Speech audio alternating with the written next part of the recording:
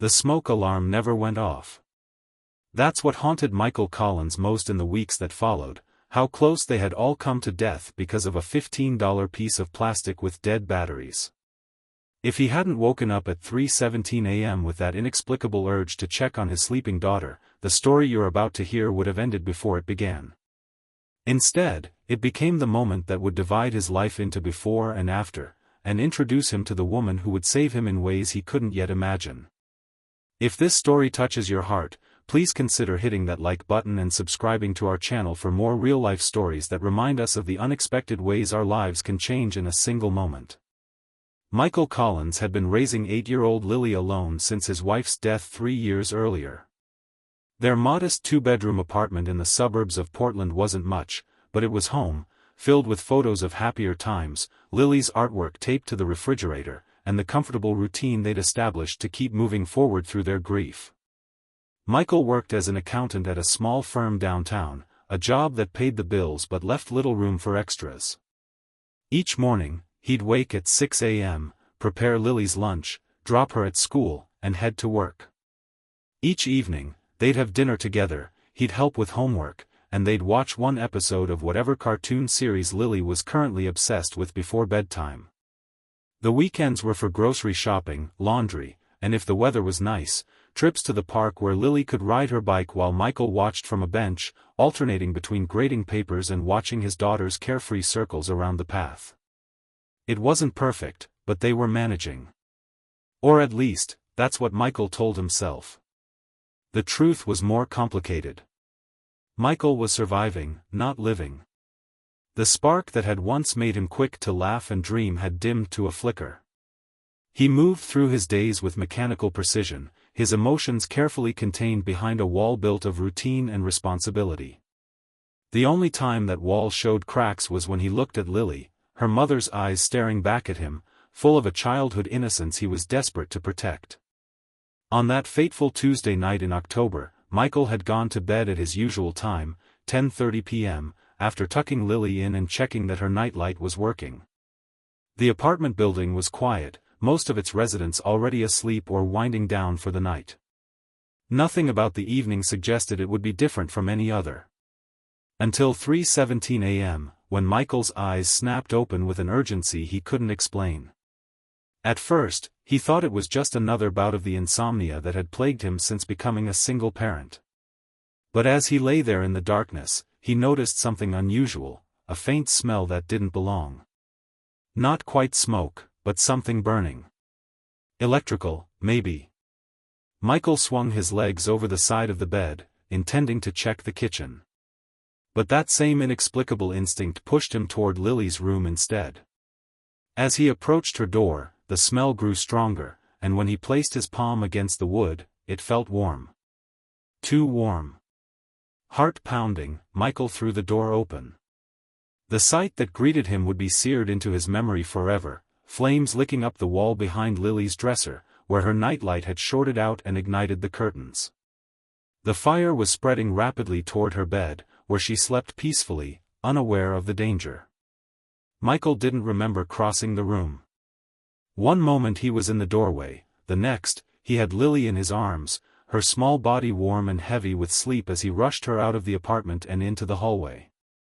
"Fire!" he shouted, pounding on neighbors' doors as he carried Lily toward the stairs. "Everyone out! Fire!" Doors began opening, sleepy faces transforming into masks of alarm as the smell of smoke reached them. The building's fire alarm finally blared to life, its piercing wail cutting through the night. Michael made it to the ground floor, Lily now awake and crying in his arms, when he heard it, a sound that stopped him in his tracks. A dog barking. Coming from the apartment directly below theirs. The Hendersons' dog, Lily sobbed, clutching his t-shirt. "Daddy, Milo is still inside." The Hendersons were an elderly couple who had gone to visit their daughter in Seattle for the week. They'd asked Michael to feed their terrier, Milo, each evening, a responsibility he'd taken seriously, knowing how much the little dog meant to them. "Stay right here," Michael told Lily, setting her down on the grass outside the building's entrance. "Don't move. Promise me." "But Daddy." Promise me, Lily. She nodded, tears streaming down her face. Michael turned back toward the building, now with visible smoke pouring from the upper windows. The rational part of his brain screamed at him not to go back inside, but he couldn't bear the thought of explaining to the kind old couple that he'd saved himself but left their beloved pet to die. The lobby was filling with smoke as Michael raced back in, pulling his t-shirt up over his nose and mouth. He could hear sirens in the distance, but they wouldn't arrive in time. The stairs were still passable, and he took them two at a time down to the Hendersons' first-floor apartment. The door was locked. Michael fumbled with the spare key they'd given him, his hands shaking as he tried to fit it into the lock. Above him, he could hear the crackle and roar of the fire spreading through his own apartment, likely reaching the kitchen with its gas stove. Finally, the door opened. Milo's barking grew frantic as Michael rushed inside, finding the small terrier hiding under the dining table. "Come here, boy," Michael coaxed, dropping to his knees. The smoke wasn't as thick down here, but it was only a matter of time. "Come on, Milo." The dog wouldn't budge, trembling with fear. Michael crawled under the table and grabbed him, tucking the squirming animal under his arm as he headed back to the door. That's when he heard it, a tremendous crash from above, followed by the sound of breaking glass. The fire had reached something explosive. Michael ran out the apartment door, down the hallway toward the exit, the dog struggling against his grip. The smoke was thicker now, burning his eyes and lungs. He could see the exit just ahead, the flashing lights of emergency vehicles now visible through the glass doors. 3 more steps. 2. 1. And then the world went black. Michael woke to the sound of beeping machines and the antiseptic smell of hospital disinfectant. His throat felt like he'd swallowed broken glass, and every breath sent pain shooting through his chest. When he tried to open his eyes, only one would cooperate, the other was covered with something. "He's awake." A woman's voice, unfamiliar but warm. "Sir, can you hear me? Don't try to talk yet."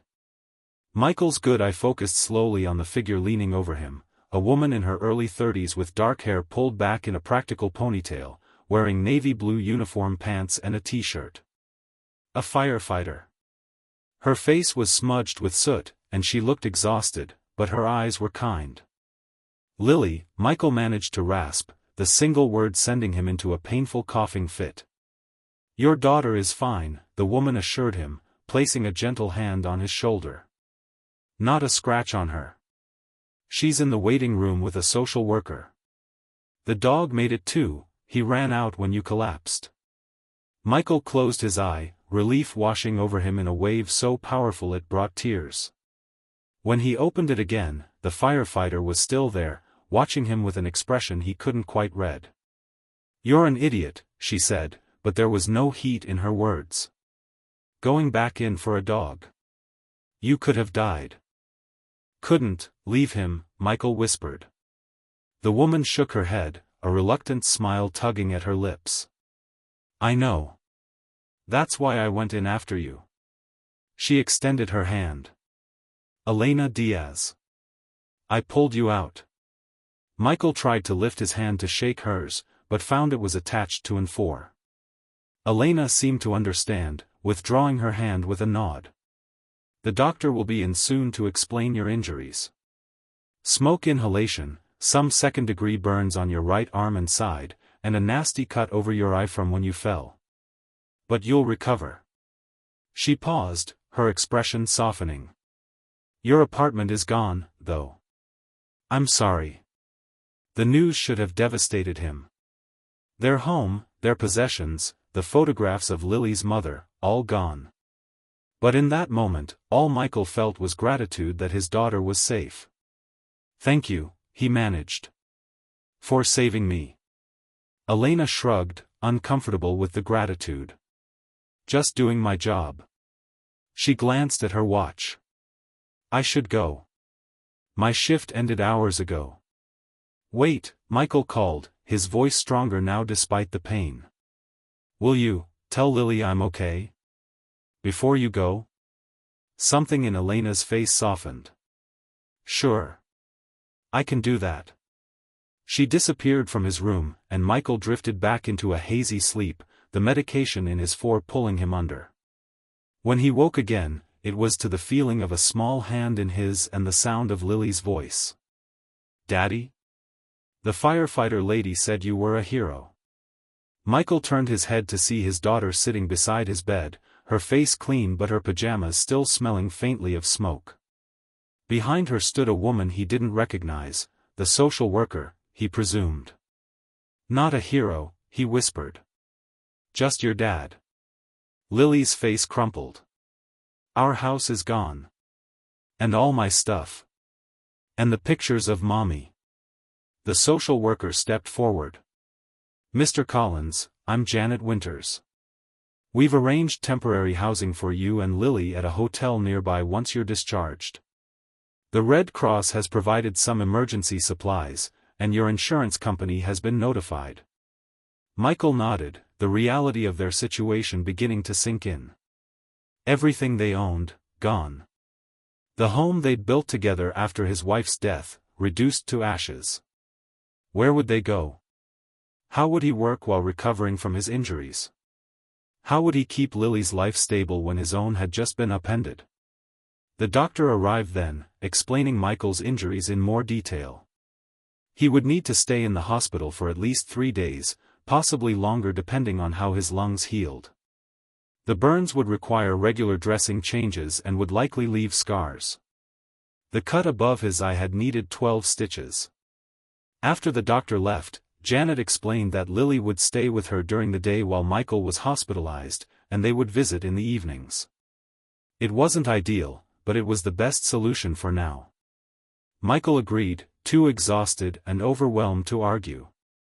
The next few days passed in a blur of pain medication, breathing treatments, and brief visits from Lily. Michael's boss called to assure him his job was secure and to take all the time he needed to recover. The Hendersons called from Seattle, tearfully thanking him for saving Milo and insisting on paying for a month's rent wherever he and Lily ended up. On the third day, as Michael was sitting up in bed attempting to eat the bland hospital lunch, there was a knock at his door. He looked up, expecting a nurse, and was surprised to see Elena Diaz standing in the doorway. She was dressed in civilian clothes now, jeans and a simple green sweater that brought out flecks of gold in her brown eyes. "You look better," she said, stepping into the room. Less like death warmed over. Michael found himself smiling despite everything. "Thanks to you." Elena shrugged, that same discomfort with praise evident in her posture. "I brought you something." She held out a small paper bag. "Hospital food is terrible." Inside the bag, Michael found a sandwich from a local deli and a chocolate chip cookie. "You didn't have to do this." "I know." Elena remained standing, as if unsure whether to stay or go. "How's your daughter?" "Coping." "Better than me, probably." Michael set the food aside. "They're discharging me tomorrow. We'll be staying at the Comfort Inn until I can find an apartment." Elena nodded, her eyes moving to the window. "Listen, I don't usually do this, but my sister owns a rental property. A small house not far from here. Her tenants moved out last month, and she hasn't listed it yet because she's been renovating the bathroom. It's not fancy, but it's furnished and available." Michael stared at her, not quite comprehending what she was offering. "I couldn't." "It's not charity," Elena cut him off. "You'd pay rent, obviously. But she'd give you a fair price, and you wouldn't have to come up with a security deposit right away." She pulled a business card from her pocket and placed it on his tray table. "Think about it. For your daughter's sake. Kids need stability." Before Michael could respond, Elena was heading for the door. "Enjoy the sandwich," she called over her shoulder, and then she was gone. Michael picked up the card. Marina Diaz, Property Management, it read, with a phone number underneath. He turned it over and found a handwritten note. "Elena told me about you and your daughter. Call me. The house is yours if you want it." The next day, Michael was discharged with a bag of medications, instructions for wound care, and a follow-up appointment scheduled for the following week. Janet drove him and Lily to the Comfort Inn, where they settled into a cramped room with 2 double beds and a small kitchenette. Lily was quiet as she unpacked the few new clothes the Red Cross had provided. Michael watched her, his heart aching at how small she looked amid the impersonal hotel furnishings. "Hey, Lillipad," he said, using his old nickname for her. "What would you think about looking at a house tomorrow? Not to buy, just to rent for a while until we figure things out." Lily looked up, a flicker of interest in her eyes. "A real house? Not an apartment?" "That's what the firefighter lady said. Her sister owns it." "The one who saved you?" Lily's face brightened. "I like her. She let me sit in the fire truck while we waited for the ambulance." Michael smiled, remembering Elena's gruff kindness. "I'll call her sister in the morning, then. No promises, but we can at least take a look." That night, as Lily slept in the bed next to his, Michael stared at the ceiling, his body aching but his mind racing. He thought about how quickly everything had changed, how in one night, they had lost their home but somehow gained something else. A chance to start over, perhaps. And the strange connection he felt to the woman who had pulled him from the fire. In the morning, Michael called Marina Diaz. She answered on the second ring, her voice warm and efficient as she explained the details of the rental property. It was a small 2-bedroom house in a quiet neighborhood, about 15 minutes from Lily's school.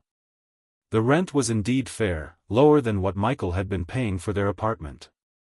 Marina offered to show it to them that afternoon.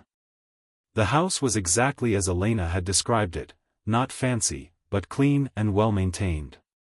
A small front yard with a maple tree, a living room with comfortable if slightly dated furniture, a kitchen with basic appliances, and 2 modestly sized bedrooms. The bathroom was clearly newly renovated, with gleaming tile and a modern shower. The previous tenants were here for 5 years, Marina explained as she showed them around. Only left because they bought their own place. It's a good house for a family. Lily had immediately claimed the smaller bedroom, which had a window seat overlooking the backyard. "Can we live here, Daddy?" she asked, her eyes brighter than they'd been since the fire. Michael looked at Marina, who bore a striking resemblance to her sister despite being a few years older and dressed in a professional blazer rather than a firefighter's uniform. "Your sister said you might be flexible on the security deposit." Marina nodded. "First month's rent now, security deposit spread over the next 3 months. And I can have the utilities transferred to your name today if you want to move in right away." It was more generosity than Michael had expected. "Why are you doing this for us?" Marina's expression softened. "Elena doesn't bring strays home often. When she does, I pay attention." She handed him a rental agreement. "Take your time reading it. I'll be outside when you're ready." That evening, Michael and Lily moved into the little house with their few new possessions, clothes from Target purchased with insurance money, toiletries, a stuffed animal for Lily that Janet had given her, and a plant from Marina as a housewarming gift. "It feels empty," Lily said as they ate pizza on the floor of the living room, their first meal in their new home. "We'll fill it up," Michael promised. "One day at a time." The next week was a blur of paperwork, insurance claims, replacement identification documents, school forms for Lily. Michael's burns were healing, but he still tired easily and his lungs.